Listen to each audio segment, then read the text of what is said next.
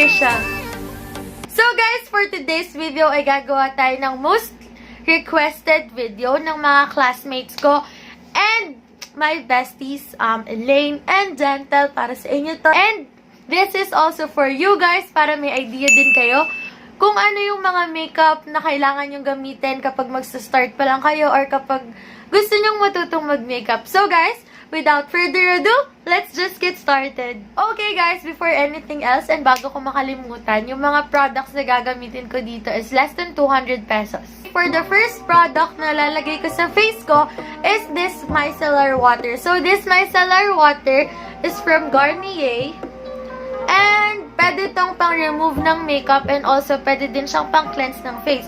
So guys, gumagamit ako nito para ma-sure ko lang na super clean na ng face ko and ready to apply the base na. So I got this for 99 pesos. So guys, itong micellar water na to, it has no scent and also wala tong alcohol. So maganda talaga to sa skin kasi guys, mostly yung may mga alcohol, minsan doon nagko-cause yung breakouts kasi masyadong matapang for our face. So guys, I'm done putting my micellar water and na-dry na siya. So, next step na tayo, which is the base. So, for our base, gagamit tayo ng BB cream because this one is super duper affordable. It has in a tube and also sa sachet. So, bumili ako ng nasa sachet and ito siya. Yan guys. This is the BB Holic Everyday BB Cream. This is from Korea. So, nabili ko siya sa drugstore. So, yung nasa sachet guys, this is for 24.50 pesos or depende kung saan kayo bumili. Alam ko, meron din sa 7-Eleven ito and sa other grocery store, hindi ko sure, pero tingnan nyo na lang guys, meron yan.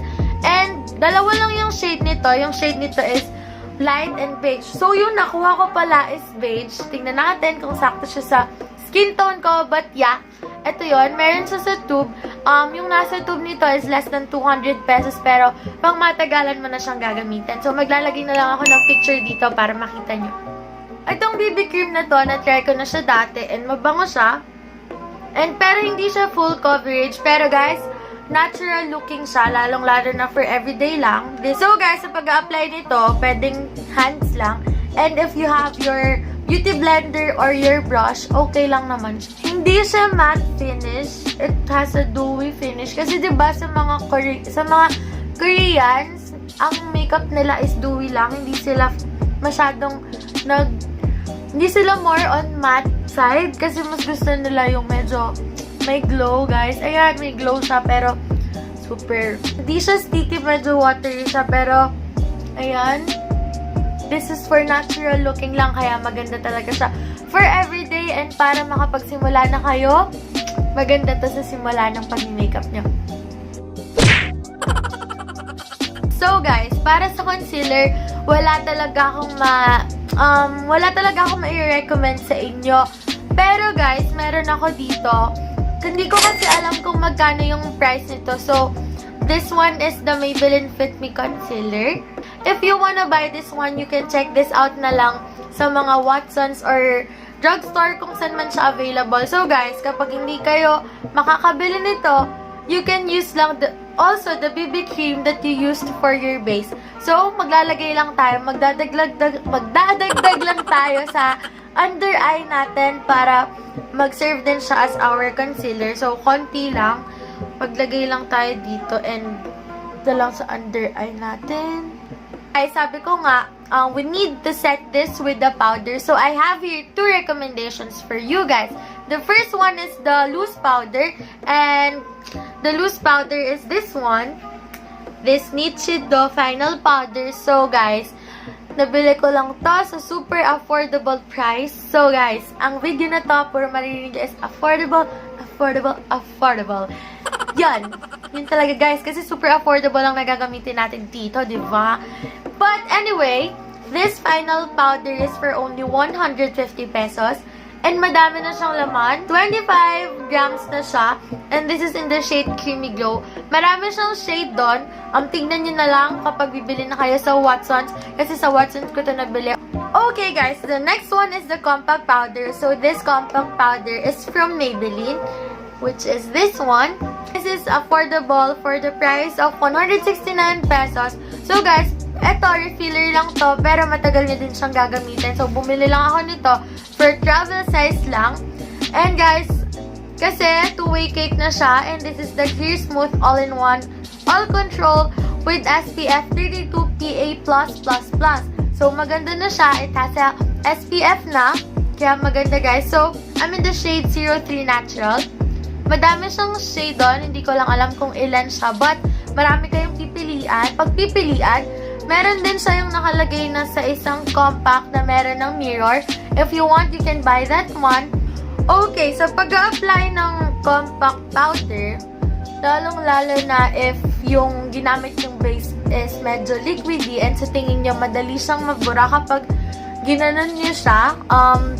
Tip lang guys, ganito nyo lang siya, i-dab-dab nyo lang siya, and para mag-stay siya ng matagal. Now that I am done with my powder, mag-proceed naman tayo sa eyebrows natin. So, for my eyebrows, I have also two recommendations. The first one is the powder, and the second one is the pencil. So, guys, for the pencil, gagamitin natin itong EB Advanced Perfect Eyebrows. So, guys, ito siya.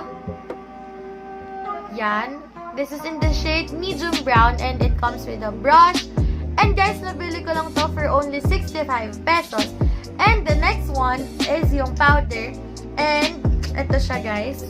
Yung lagi kong ginagamit sa mga makeup tutorials ko. Ito yun.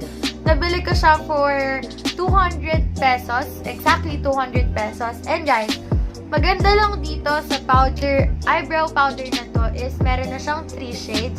This is the light one, and this is the darker one, and ito yung medium brown lang na color. And it comes with a wax. Ayan. Meron na din siyang kasamang brush, and meron na din siyang tweezers, pero hindi ko makita kung nasa yun. So, wala na. But yeah, and meron na siyang salamin dito. So, for this tutorial, gagamitin ko na lang is yung medyo affordable yung price na 65 pesos. So, eto siya. Okay guys, I am done with my eyebrow. So, mag-proceed naman tayo sa eyes natin. So, i-curl ko lang yung lashes ko and maglalagay ako ng mascara. And yung nabili kong eyelash curler is from Nichido. And ito siya guys. This one. Madami namang mabibilan nito, but make sure na hindi mapuputol yung lashes nyo once na kinurl nyo siya or ginamit nyo siya. So guys, nabili ko lang to for 75 pesos, pero hindi ko alam kung magkano siya sa ibang drugstore or ibang Watsons. But yes, I got this for only 75 pesos. And there you go. Ayan. Medyo appear na siya ng medyo bigger kasi nakataas na yung eyelashes natin. And guys, maganda talagang nakataas yung eyelashes natin kasi magkakaroon ng buhay ang ating eyes. Ayan. And yan, maglagay na tayo ng mascara. So, for my mascara, gagamit ulit ako ng Maybelline product. This Great Lash Maybelline New York in the shade Very Black. But guys, meron pang isang mascara which is the hypercurl mascara which is the black and pink one.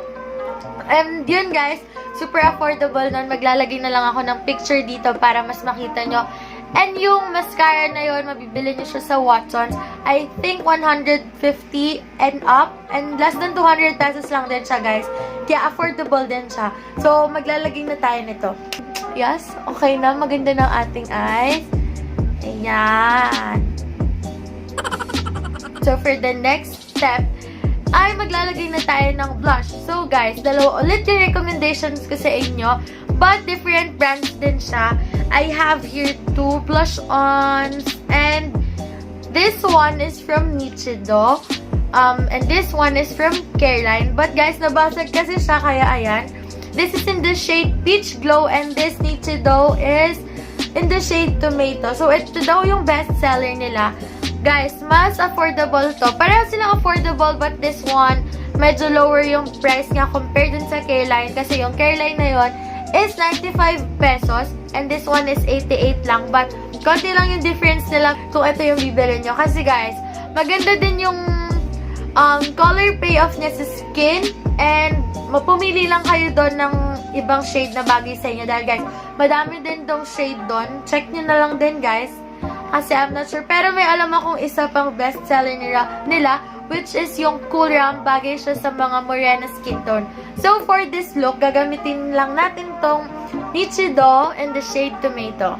Ayan, guys. So, guys, kapag may gustong gumawa ako ng video about brushes for beginners, magagawa din ako ng video about doon para lahat, guys, malaman natin kung ano yung dapat gamitin para sa pagsisimula ng ating makeup. And yung mga tools, of course, kasi paano tayo makapag-apply ng makeup if we do not have any tools na kailangan natin for this. Pwede nyo gamitin tong blush na to sa eyeshadow nyo if you want the, everyday or natural looking lang. And papakita ko na din sa inyo kung paano siya pag in-apply siya sa eyes para may idea na din kayo kung paano nyo siya gagamitin. Ipapakita ko siya sa inyo kung paano. And guys, gamitin ko lang tong beauty finger natin para ma-apply yung eyeshadow natin. Kuha lang tayo ng small amount dito. And lagay lang natin siya dito sa ating eyelids. Guys, hindi talaga tama na unahin yung mascara, but nagawa ko sa kanina kasi guys, hindi ko pa napapakita sa inyo yung blush. Okay guys, I'm almost done with this look. And ayan, mag-proceed na tayo sa last step natin, which is the lipstick. So I have here 3 lipsticks.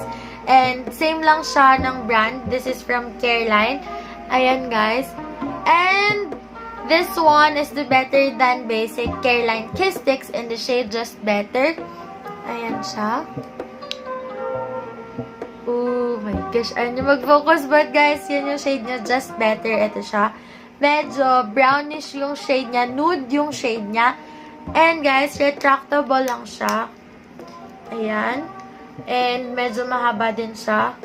And guys, super affordable na to, lalo na pag nag-sale. Because pag nag-sale to, 100 pesos lang siya, guys. Ayan, ganyan siya kahaba. Nagamit ko na yung konti nito, pero konting-konti lang siya, guys.